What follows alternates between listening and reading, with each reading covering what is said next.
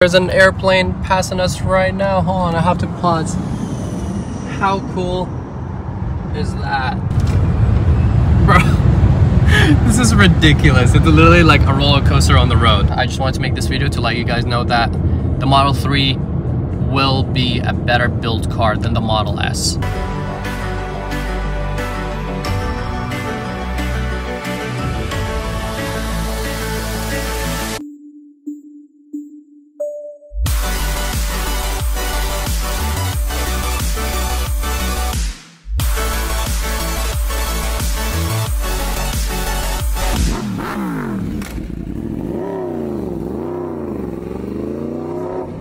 What is going on, you guys? Welcome back to the channel. Back with another video that's a little bit different. This video is going to be posted as an extra this week. I'm not going to count it as one of my main posts, but I kind of just wanted to make a little video about the Tesla. I've seen, not recently, but a while ago, that you guys wanted to see some Tesla videos. I've put my Tesla, the Model S Plaid, in some of my videos before with the bike, when I had like some people drive in, all that. But I haven't done a video inside the Tesla in a very long time, so I figured I'll make a little video talking a little bit about it. I am currently not in my Tesla, for those of you that do know. I guess there's only a few of you guys that know. But yeah, my Tesla is not this color. This is like the tan interior, if you guys can see, and it has the wood trim, which I'm definitely not a huge fan of. My Tesla has the white and carbon fiber interior. At least it does have the yoke, so that's a good thing. But we are in a loaner car because I had to drop off my Tesla for some service. More, I guess, issues that it's having. There is, I feel like, a little bit of a misconception that Teslas do not need service at all, which is technically correct. They're obviously, they're batteries, you know what I mean? So they don't need oil changes. They don't need to get their brakes replaced as often. I feel like in a car, those would be your most typical, most common services that you would get regularly. As soon as you let go of the throttle, it's kind of like engine braking in a way, but the batteries, and they regenerate. So it doesn't even use your brakes, which allows your brake pads to last a lot longer. I've never had to replace my brake pads, not even once, and I know I haven't had the Plaid for that long. It's officially been a year. I might do a 1-year review on it, actually. Let me know in the comments down below if you guys want to see a 1-year review. But I kind of wanted to make this video to talk about the fact that I had a Tesla Model 3 Performance before I got my Model S Plaid, and I honestly thought it was an upgrade. Obviously, about double the price of a Model 3 Performance. It is a Model S, which is, you know, the more luxurious of the fleet, and it's pretty much the most expensive one out of all the Teslas, since it's the Plaid. Besides, I think the Model X Plaid, I think that one's a little bit more, the SUV. Model S has had a lot more issues than the Model 3. I've had the Model 3 and I put on like 25,000 miles on it. I got it new, 25,000 miles, about a year and a half, I want to say, something like that. Maybe 2 years, and it's been bulletproof. That car has been through a lot. I've launched it, literally no joke, maybe like 1,000 times, because that's before my Model 3 Performance. I had a Hellcat, and you can't launch a Hellcat. Like, you know what, I'll throw a little video over here of me launching the Hellcat so you guys can see, because that car is just going to be sliding all over. There's no such thing as launching a Hellcat unless you have slicks on a prepped surface. It's rear wheel drive, like 700 something horsepower. It just doesn't work.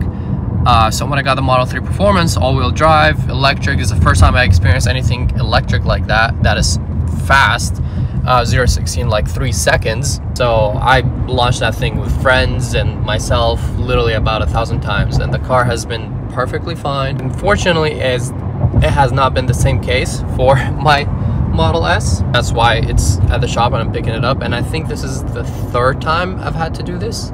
It's not the same issue, which makes me think that it's just like a build quality issue, and that's kind of like the main topic of today's video, is that the Model S needs better build quality. It kind of makes sense a little bit because the Model 3 and the Model Ys are the most popular, and these are the cars that are more reliable because they're kind of like more of the like economy cars, you know, not the luxury ones like the S and X. So it kind of makes sense a little bit because it's way more in demand. I'm assuming, like, because they sell more, it's more around, they work on them more, and they've figured out the tweaks over time. I'm assuming so. But also the Model S have been around since what, like maybe 2013? I don't even know when the Model S was released. Well, probably around like 10 years ago, a lot longer than the Model 3 and the Model Y. So I'd assume, since mine is a 2022 model, since I bought it last year, I would assume that they would at least have figured out like some of the issues over such a long period of time. And I know that it has like double the horsepower, it's over 1,000 horsepower, more moving parts, but still it's kind of annoying when you spend, it's a six-figure car, over 100K.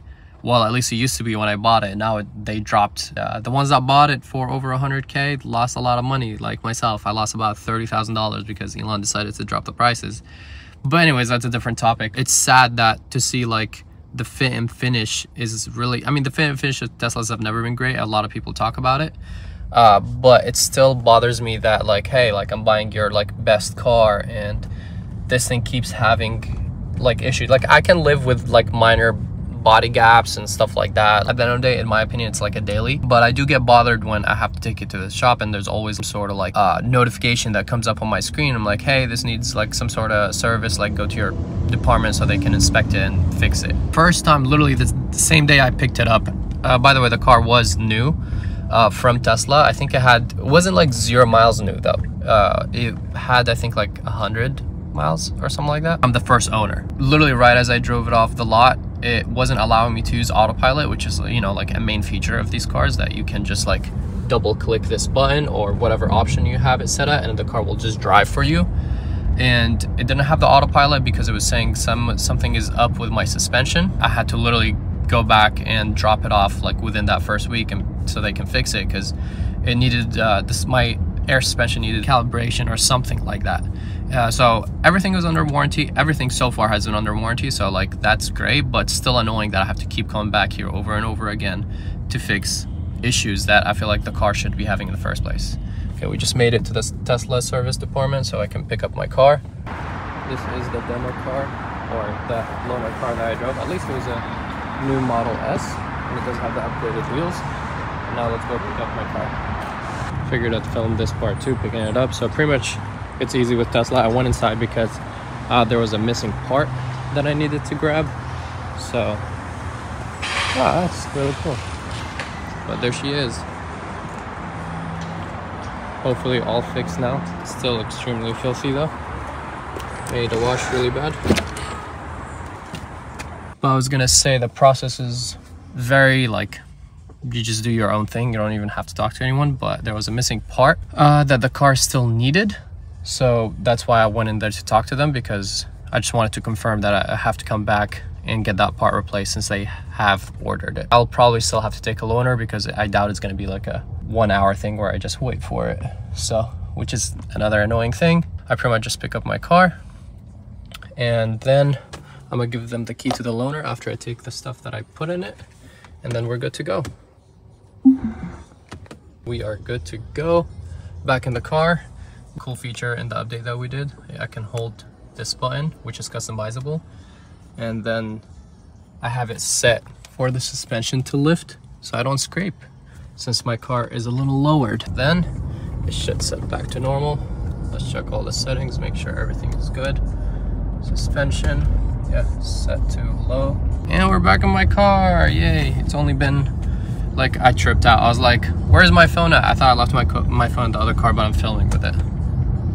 My service was done. It was all covered under warranty, but as I said, it is still kind of like tedious that I have to come back here like over and over again to fix certain issues with the car. I had 2 major issues, 3 actually. One of them was, and I think that's the one that I have to come back for, is that there is, I don't even remember what, like I don't know if it's a bracket they said or something for the AC unit that was kind of like making a vibrating noise somewhere around here when especially, yeah, well, like when the AC or the heater is on. It wasn't like that big of an issue, but because like I am bringing it here for service and I just scraped over here over just like little bumps on the road. That's the annoying thing about lowering. If you've lowered your cars, then you know. I was already taking it for service for a couple issues that were like showed up on my dash. One of them being that it said that the powertrain is having an issue and that my power and speed is limited. I always drive it in the plaid mode, the 1,000+ horsepower mode. Let's double check if it's in this mode. Pedals and steering. So as you guys see, it's in plaid mode and the steering is in sport because I like it to feel a little heavy and not like super light. when I'm driving. Oh, and there's an airplane passing us right now. Hold on, I have to pause. How cool is that? As I was saying, I wanted to pretty much let him know about this whole little vibrating issue, that slight noise it's making, since I have to take it in for issue where it was limiting the speed and performance of the car, saying that it's limited to like 80 miles an hour or something like that, 80 to like 90 miles an hour, the top speed, and the car would kind of just slow down. And when it was limited to that, then my autopilot was also limited to 5 under. So let's say if it was limited to 80, then I could only do autopilot at 75, which is sometimes annoying if you're in the fast lane because everyone goes 80. It was like a weird thing, and when I took it in, they were like, whoa, this is kind of like different. And there was another one that when I dropped it off, I was told by the service people that he's never seen anything like it before, and it said that I did a software update, because you always get software updates. That's how you get like extra added features, such as the lift, quick lift access button, or whatever you want to call this, the customizable stuff, and you get a ton of other like features and stuff. Is something that I absolutely love. It's kind of like, you know, usually if you get a car, you're stuck with whatever you get, but this kind of always adds that element of surprise, which is kind of fun. You know, you get updates and it becomes better. I did that software update, and then it said that the software update isn't compatible or something like that, and it was like, I think, giving me like autopilot issues and all. So yeah, it was definitely like a little annoying, and I was like, I don't know what's going on. Now I have like these 2 things that I have to take it in for, so that's why I did the little vibration noises as well. Oh, I did also like let them know, I forgot to check that, but I need to check that when we go over there. My front latch was getting stuck, so I have to like press the button, go over there to the front, pull it up, and then I have to kind of like press it again, and then like it'll open. It just won't open from like press it, go outside, and I have to like go back and forth a couple times because it gets stuck. So I told them about that, so hopefully they fix that. I forgot that I did that, also part of the service. That was all this time, and the last time I had issues with like squeaking noises. It was like really, really bad. Like, I'm not talking about like something minor, but right now if it's quiet in the car, you always hear something in like that back corner that was just squeaking at all times. And I was like, come on, this is like as I said, over a 6-figure car, so it's kind of annoying, you know. So I got that fixed, again, under warranty. But also I went there for like a major, I wouldn't say a major issue, but something that I had to like take it in for, and I honestly forgot what that was. Always like something going on with the Model S Plaid, which I'm definitely bummed about, because this is, you know, supposedly Tesla's best car. So one other thing is, could be an issue that happened when the car got wrapped, but the side turn signals, which you guys can't see right now, those things literally, I did a trip to Vegas, and those things kind of just popped off, and it was just like hanging down from the car connected to the cables. And I was like, okay, that is not good. Let's not use the side camera, because that side turn signal is also your side camera. So you can see right here, if I press the turn signal right here, the camera turns on and it shows me what's on my right. When I pressed the button, it was just literally black. It was pointed towards the street, and I was like, what the, this is very weird. Like, why can I not see what's next to me? And I literally stuck my head out of the window, and I saw that the camera was just like dangling by the cables, and I was like, okay, that's not great, let's not lose that. So I disconnected it, and you know, just to save it until I get my service done and they can kind of fix that. I guess there was like a tab or 2 broken, that's why it fell off, which I don't know. It could be like just poorly made part, or it could be when the car got wrapped, because you would have to take these apart. Either way, not like that big of an issue.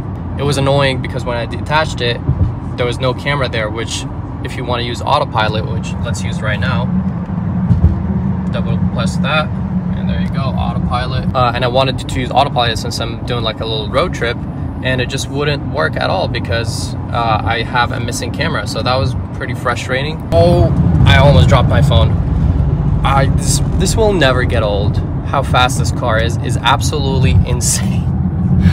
I wonder if that like looks cool on camera, like pointed towards me. The Plaid will never get old. I do need me another fun car on the channel, maybe something that is not just about speed, because I don't think there's any car, unless you get a hypercar, that can compete with this, and I cannot afford a hypercar. So, but I would like to get a fun car, like maybe a Porsche. Ideally I would love a Lambo, but I think a Porsche or a GTR would make sense at some point, because I'm a GTR boy and I would love to have an R35. Okay, now the Plaid is back to full power, and also thank you to Tesla. They ended up charging my car. My car was definitely low on charge when I dropped it off, and they did charge my car, so that's nice of them. Let's do like one more pull. Bro, this is ridiculous. It's literally like a roller coaster on the road. It does not make sense at all. I know I'm making this video to pretty much complain about the Tesla a lot and all of that, but at the end of the day, like, I do love the car. There's two things. I wish Elon never dropped the price, so I'm not under, you know, and lose money when I got this car, pretty much, because even if I, like, let's say wanted to sell it, I don't plan on selling it. That's why I'm not like too bothered about that. But still, if I got the car like a few months after I bought it, I would have saved me $30K, which would have saved me like hundreds of dollars. I think about like $300 in my monthly payments.